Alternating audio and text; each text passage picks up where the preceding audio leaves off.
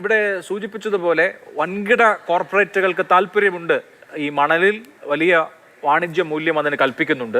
പക്ഷേ നമ്മളെ സംബന്ധിച്ച് നോക്കുമ്പോൾ ഇന്ത്യയിലെ 22 മത്സ്യസങ്കേതങ്ങളിൽ ഏറ്റവും ഉൽപ്പാദനക്ഷമതയുള്ളത് ഈ കൊയിലോൺ ബാങ്കാണ്, കൊല്ലം പരപ്പാണ്. കേരളത്തിലെ മത്സ്യത്തൊഴിലാളി സമൂഹത്തിൻ്റെ തന്നെ 4/1 ഈ കൊല്ലം പരപ്പിൽ മത്സ്യബന്ധനം നടത്തി ജീവിക്കുന്ന ആളുകളുമാണ്.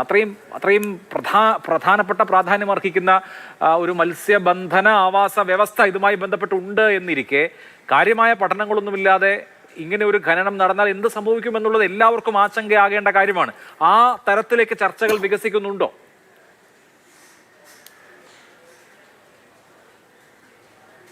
ഞങ്ങളെ സംബന്ധിച്ച് ഇന്ന് വളരെ സന്തോഷകരമായൊരു ദിവസമാണ്.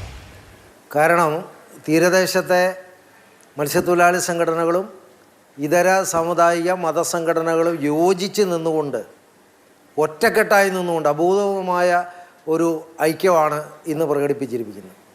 അപ്പോൾ അതിന് ഭിന്നിപ്പുണ്ടാക്കുന്ന, അതിലേതെങ്കിലും വിള്ളലുണ്ടാക്കുന്ന ഒരു വാക്കുപോലും ഞങ്ങളെപ്പോലെ മത്സ്യമേഖലയിൽ നിന്ന് പ്രവർത്തിക്കുന്ന ആളുകളുടെ നാവിൽ നിന്നുണ്ടാകില്ല എന്ന് ഞാൻ ഉറപ്പ് പറയുകയാണ്.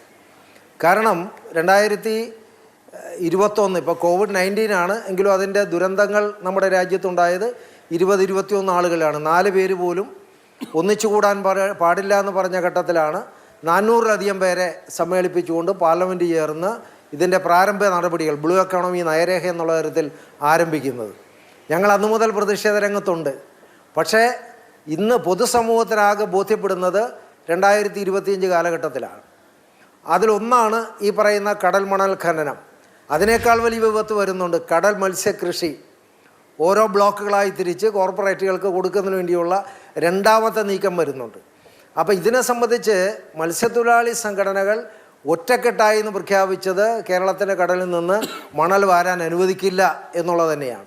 ഞങ്ങൾക്ക് ഉറപ്പുണ്ട്, ഇന്ന് നടന്ന ഈ പ്രക്ഷോഭത്തിലൂടെ വലിയ തോതിലുള്ള ഐക്യം ഉണ്ടായിട്ടുണ്ട്.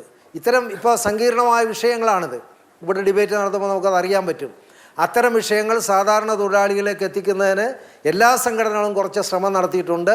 അത് ഒരു പരിധിവരെ വിജയിച്ചിട്ടുണ്ട്. അതിൻ്റെ അടുത്ത ഘട്ടത്തിലേക്ക് പോവുകയാണ്. അപ്പോൾ അതുകൊണ്ട് അതിനെ സംബന്ധിച്ച് ഇപ്പോൾ ഉണ്ടായിരിക്കുന്ന വളരെ വിപുലമായ ഈ ഐക്യത്തെ കളങ്കപ്പെടുത്തുന്ന തരത്തിലുള്ള ഒരു പ്രതികരണവും രാഷ്ട്രീയ നേതാക്കളുടെ ഭാഗത്തുനിന്ന് ഉണ്ടാകാൻ പാടില്ല എന്നുള്ള ഉറച്ച നിലപാട് ഞങ്ങൾക്ക് ആ കാര്യത്തിലുണ്ട്. ഗവൺമെൻറ്റുമായി ബന്ധപ്പെട്ട കാര്യങ്ങൾ ഇന്ന് ചില വാർത്തകൾ വന്നു. അതിന് ബഹുമാനപ്പെട്ട വ്യവസായ വകുപ്പ് മന്ത്രി കൃത്യമായതിന് മറുപടി പറയുകയും ചെയ്തിട്ടുണ്ട്. അത് അത്തരം തർക്കങ്ങൾ നിൽക്കട്ടെ. എന്നാൽ ഇതിന്മേൽ നിയമസഭ പ്രമേയം പാസ്സാക്കണം എന്നുള്ളത് ഈ മാസം ആദ്യം തന്നെ പ്രതിപക്ഷ നേതാവിന്, സ്പീക്കർക്ക്, മുഖ്യമന്ത്രിക്കെല്ലാം ഞാൻ തന്നെ നേരിട്ടൊരു കത്തയച്ചതാണ്. അപ്പോൾ ബഡ്ജറ്റ് സെഷൻ്റെ ആദ്യത്തെ സമ്മേളനത്തിൽ അതുണ്ടാകണമായിരുന്നു. വന്നില്ല എന്നുള്ളതിൽ ഞങ്ങൾക്ക് മനപ്രയാസമുണ്ട്. ഇപ്പോൾ അടുത്ത സെഷൻ ആരംഭിക്കുമ്പോൾ നിശ്ചയമായും വരും എന്നുള്ള പ്രതീക്ഷയാണ്. അപ്പം നിയമസഭ എന്ന് പറയുന്നത് ഏകപക്ഷീയമല്ലല്ലോ. ജനാധിപത്യ സംവിധാനത്തിൽ ഭരണപക്ഷത്തിനും പ്രതിപക്ഷത്തിനും എല്ലാം തുല്യമായ പങ്കുണ്ട്. അത്തരം ആവശ്യങ്ങൾ പ്രതിപക്ഷം ഉന്നയിച്ചാലും അവിടെ ന്യായമാണ്, ഭരണകക്ഷി ഉന്നയിച്ചാലും ആവശ്യമാണ്. സംസ്ഥാന നിയമസഭയുടെ പ്രമേയം വരിക എന്നുള്ളത് അത്യന്താപേക്ഷിതമാണ്. അതോടൊപ്പം തന്നെ 2023 ഭേദഗതിയെ സംബന്ധിച്ചുകൊണ്ടുള്ള ചില തർക്കങ്ങൾ വന്നിട്ടുണ്ട്.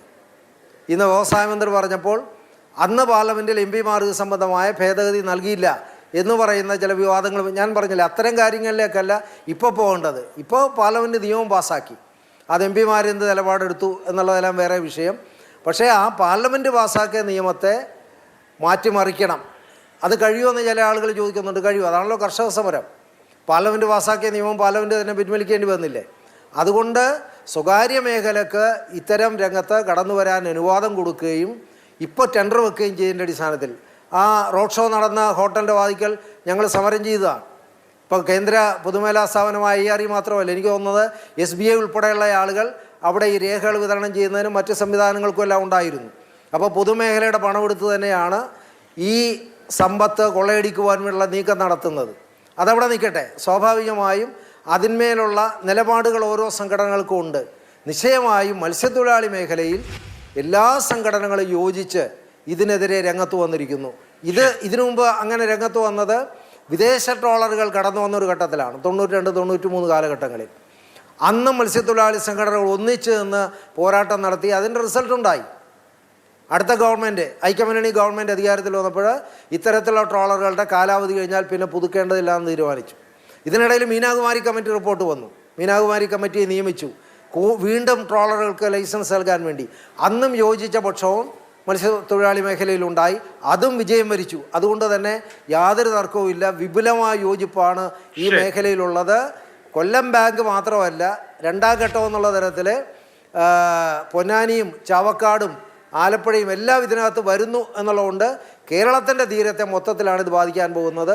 ചെറുത്ത് പരാജയപ്പെടുത്തുന്ന മത്സ്യത്തൊഴിലാളികൾ, അതിൻ്റെ വലിയ ഐക്യനിര ഇന്നുണ്ടായി എന്നുള്ള ആഹ്ലാദം ഞങ്ങൾ പങ്കുവെക്കുകയാണ്. ശരി.